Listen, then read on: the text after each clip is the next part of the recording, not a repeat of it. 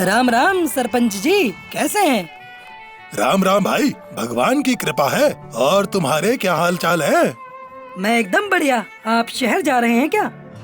हाँ, वो अगले हफ्ते मंदिर में भंडारा करवाना है, तो बस उसी के लिए शहर से तेल मसाले वगैरह लेने जा रहा हूँ। और तुम बताओ, टुनटुनी कैसी है? हाँ, वो भी ठीक है सरपंच जी।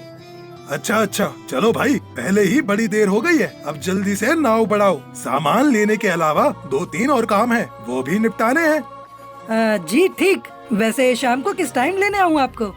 मैं तुम्हें फोन कर दूंगा कालू। कालू कौवा हिमालय के जंगल में अपनी पत्नी टुनटुनी के साथ रहता था।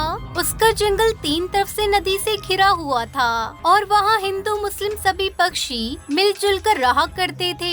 कालू उसी नदी में नाव चलाकर पक्षियों को नाव पार करवाता था और इसके बदले उसे जो पैसे मिलते थे उससे वो अपना घर चलाता था। आ गए आप? आज बड़ी देर कर दी आपने। हाँ, वो सरपंच जी मिल गए थे, शहर गए थे ना, लेकिन लौटने में बड़ी देर हो गई उनको, तो बस उन्हीं के लिए रुकना पड़ा। अच्छा, वैसे शहर किसी काम से गए थे? बता तो रहे थे कि मंदिर में कोई भंडारा करवाना है, बस उसी के लिए खरीदारी करनी है। अजीब पक्षी है, दिखावे के लिए इनके पास ढेरों रुपए हैं, लेकिन उन्हीं पैसों से गरीबों का भला कर दे, इसके बारे में कोई नहीं सोचता। फिर वही बात, अरे अपनी अपनी आस्था है सबकी। हाँ, तो अपनी अपनी सोच है। मेरा बस चले ना तो मैं ये सारे मंदिर मस्जिद हटवाकर उनकी जगह गरीबों के लिए अस्पताल या स्कूल बनवा दूँ। देखिए, हर चीज की अपनी जरूरत होती है। कोई आपके घर को स्कूल बना दे तो कैसा लगेगा आपको? अरे हम तो परिंदे हैं, ये घर हमारी जरूरत है, लेकिन अगर तुम्हारे भगवान और अल्लाह इतने ही बड़े हैं तो उन्हें इस सब की क्या जरूरत है? जरा समझाओ मुझे। अरे ये क्या बात हुई? माना कि भगवान और अल्लाह को इन सब की जरूरत नहीं, पर उनके बहाने भंडारे में खाना तो गरीबों को भी मिलेगा ना। हाँ, यही तो। अगर मदद करनी है तो खुल कर करो ना, ये भगवान का नाम लेकर ढोंग ढकोसले करने की क्या जरूरत है? ओहो, मुझे माफ करो आप। आपसे बहस करना मेरे बस की बात नहीं है। अब मैं तो जा रही हूँ। कहाँ जा रही हो? कुरान पढ़ने और अल्लाह से दुआ करने। इतना कहकर टुनटुनी वहाँ से चली गई। असल में कालू कौवा एक नास्तिक था, उसे भगवान और अल्लाह में बिल्कुल भी विश्वास नहीं था, जबकि उसकी पत्नी टुनटुनी चिड़िया मुसलमान थी और वो हर धर्म की इज्जत करती थी। कालू को पूजा और नमाज हर चीज से चिढ़ थी, उसे ये सब ढकोसला लगता था। कालू कौवा दिल का बुरा नहीं था, मगर उसे भगवान पर बिल्कुल विश्वास नहीं था और इस मामले में वो किसी की बात नहीं सुनता था। फिर अगली सुबह, अरे कालू भैया, घर में हो क्या? हाँ भाई, बस अभी आया। बोलो, नदी के किस तरफ जाना है? नहीं भैया, हम नदी पार करने के लिए नहीं आए, बल्कि चंदा लेने आए हैं। वो महादेव के मंदिर में भंडारा हो रहा है ना, तो भगवान शंकर की कृपा से इस बार बहुत विशाल भंडारा करने का सोचा है। आसपास के 2-3 जंगल के पक्षी आने वाले हैं। जंगल में हर किसी ने चंदा दिया है, बस आप ही रह गए हो।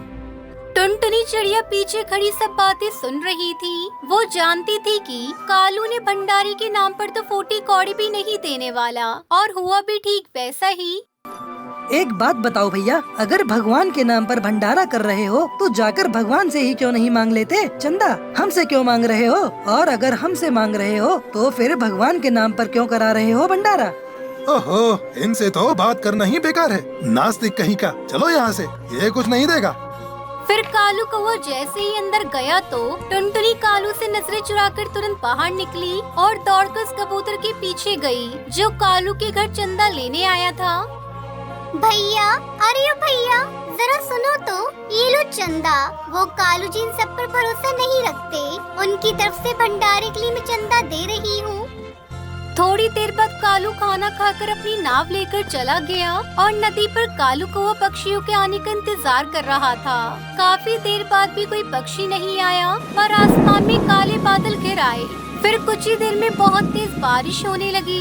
देखते ही देखते बारिश इतनी तेज हो गई कि कालू कौवे को अपनी नाव चलाकर एक पेड़ के नीचे आना पड़ा। कालू कौवे ने अब तक इतनी तेज बारिश कभी नहीं देखी थी।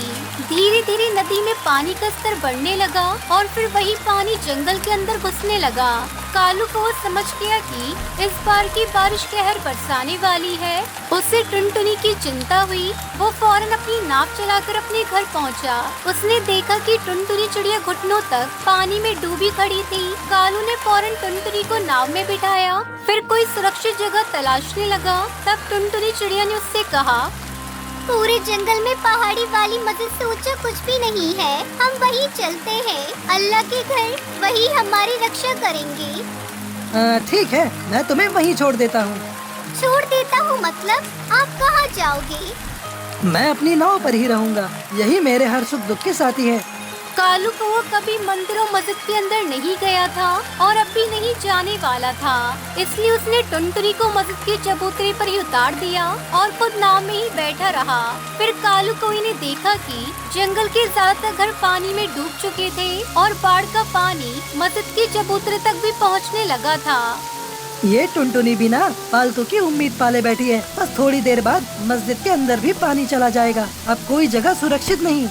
तभी अचानक कालू को किसी के चिल्लाने की आवाज आई। वो गांव के सरपंच थे जो मदद की गुहार लगा रहे थे। कालू फौरन अपनी नाव लेकर उनके पास पहुंचा। उसने देखा कि सरपंच पानी में डूबे हुए थे।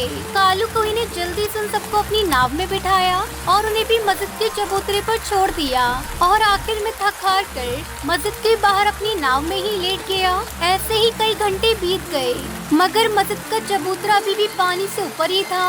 फिर कालू कौवे ने देखा कि मस्जिद के अंदर से तेज धुआं निकल रहा है। ये देखकर कालू घबरा गया। अरे क्या हुआ, अंदर आग लग गई क्या? अरे नहीं, मस्जिद के पीछे वाले आंगन में खाना बन रहा है सबके लिए। भोले शंकर की कृपा देखो कि भंडारे के लिए अब तक जो अनाज इकट्ठा किया था वो मस्जिद के ही कमरे में रखा था। रुको, मैं तुम्हारे लिए भी खाना भिजवाता हूँ। फिर अगले 2 दिन तक ऐसे ही चलता रहा। ना बारिश रुकी और ना ही मस्जिद में चल रहा भोले बाबा का भंडारा। फिर जब बारिश रुकी और बाढ़ का पानी भी उतर गया तो कालू कौवे को अपनी आंखों पर यकीन ही नहीं हुआ। उसने देखा कि मस्जिद जमीन से करीब 10 फीट ऊपर की तरफ उठ गई थी। यही वो पल था जब कालू कौवे को खुदा पर भरोसा हुआ। कालू कौवा फौरन अपनी नाव से सीधा मस्जिद के अंदर गया और हाथ फैलाकर दुआ मांगने लगा। उसे इस तरह से रोता देखकर हर कोई खुश था और सबसे ज्यादा खुशी तो टुनटुनी को हो रही थी, क्योंकि आखिरकार कालू को वो बात समझ आ गई जो उसे जाने कब से समझाने की कोशिश कर रही थी।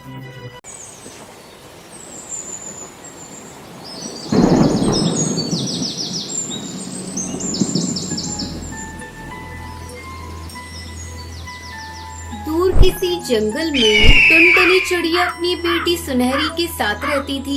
एक दिन अचानक आकाश में काले काले बादल घिर आए और बिजली कड़कने लगी। माँ बिजली बहुत तेज कड़क रही है, मुझे बहुत डर लग रहा है। अगर बारिश होने लगी तो हमारा घर डूब जाएगा, हम मर जाएंगे मम्मी। सुनहरी बिटिया तुम मत घबरा, ऐसा कुछ नहीं होगा। देखो ना मम्मा, बारिश भी शुरू हो गई। तब तक आप लोग कमेंट में बताएं 96 + 99 + 3 कितने होते हैं। ऊपर वाले पर भरोसा रखो बेटा, ये बिन मौसम बरसात है, अभी रुक जाएगी। मम्मा आप हमेशा यही कहती रहती हो कि ऊपर वाले पे भरोसा रखो, और ऊपर वाला हमारी सुनता ही नहीं। आपने तो मुझसे ये भी कहा था ना कि ऊपर वाले ने चाहा तो हमारा घर भी पक्का बन जाएगा। बाप रे बाप, तू इतनी छोटी है पर अभी से इतनी बड़ी बड़ी बातें करती है। हाँ बिटिया, मैंने ठीक कहा था। देखना एक दिन हमारा घर भी पक्का बन जाएगा। भगवान के घर देर है अंधेर नहीं। धीरे धीरे बारिश तेज हो गई और टुनटुनी का घर जगह जगह से टपकने लगा। मम्मा वो देखो, हमारा घर कई जगह से टपक रहा है। कुछ करो माँ, हम गिरने वाले हैं। कुछ ही देर में टुनटुनी का पूरा घर पानी से भर जाता है और अचानक उनका घर टूटकर बिखर जाता है। देख लिया ना, अपना घर टूट गया। अब हम कहाँ जाएंगे इतनी तेज बारिश में। इस तरह हिम्मत मत हार सुनहरी, यहाँ से थोड़ी दूरी पर तेरे मामा जी का घर है, हम उनके घर चलते हैं। टुनटुनी अपने भाई टुन्नू के घर पहुँचती है। भैया, ओ टुन्नू भैया, जल्दी दरवाजा खोलो, बाहर बहुत तेज बारिश हो रही है, हम भीग रहे हैं। क्या बात है टुनटुनी, इतनी तेज बारिश में तुम और मेरे घर क्या करने आई हो? टुन्नू भैया, मेरा घर इस बारिश बारिश में टूट गया। मुझे अपने घर में सर छुपाने के लिए थोड़ी जगह दे दो। जल्दी करो भैया, मेरी बेटी पूरी तरह से भीग चुकी है, ये बीमार पड़ जाएगी। पहले हमें घर के अंदर आने दो। तभी टुन्नू की पत्नी टूनी वहाँ आ जाती है। अरे ये क्या टुनटुनी, जब भी तुम्हारे ऊपर कोई मुसीबत आती है तुम मुंह उठाए अपने भाई के घर चली आती हो। मेरे घर में तुम दोनों के रहने के लिए थोड़ी सी भी जगह नहीं है, चली जाओ यहाँ से। भैया, ये भाभी क्या बोल रही है? मैं तुम्हारी बहन हूँ, तुमने तो मेरी रक्षा करने की कसम खाई है। सुन टुनटुनी, अब मैं तुम्हारा पहले वाला भैया नहीं रहा। मेरा भी अपना परिवार है, मैं तुम दोनों को अपने घर नहीं रख सकता। तुम कहीं और चली जाओ। सुन लिया ना अपने भैया का जवाब, अब चलो भागो यहाँ से। तुम्हारा यहाँ कोई भैया भैया नहीं रहता। इतना कहकर टूनी चिड़िया अपना दरवाजा बंद कर देती है। मम्मा, बहुत ठंड लग रही है, कहीं और चलते हैं। मामा तो शकुनी मामा निकले। टुनटुनी चिड़िया सर छुपाने की जगह ढूंढ रही थी, तभी उन्हें एक कबूतर मिलता है जिसका नाम बंटी था। अरे अरे अरे, तुम दोनों इस तरह तेज बारिश में क्यों भीग रही हो? भैया, बारिश में भीगने का हम लोगों को कोई शौक नहीं। हमारा घर इस बारिश की वजह से टूट गया और हम दोनों माँ बेटी रहने के लिए जगह ढूंढ रहे हैं। मेरा नाम बंटी है, यहाँ से कुछ ही दूर पर मेरा घर है। चलो तुम दोनों मेरे साथ चलो। टुनटुनी बंटी के पीछे अपनी बेटी को लेकर चली जाती है। आखिरकार मासूम टुनटुनी को इस तेज बारिश में बंटी एक फरिश्ते की तरह मिलता है और उन माँ बेटी को तेज तूफान से बचा लेता है। फिर दोनों माँ बेटी खुशी खुशी उस बंटी कबूतर के घोंसले में रहने लगती है।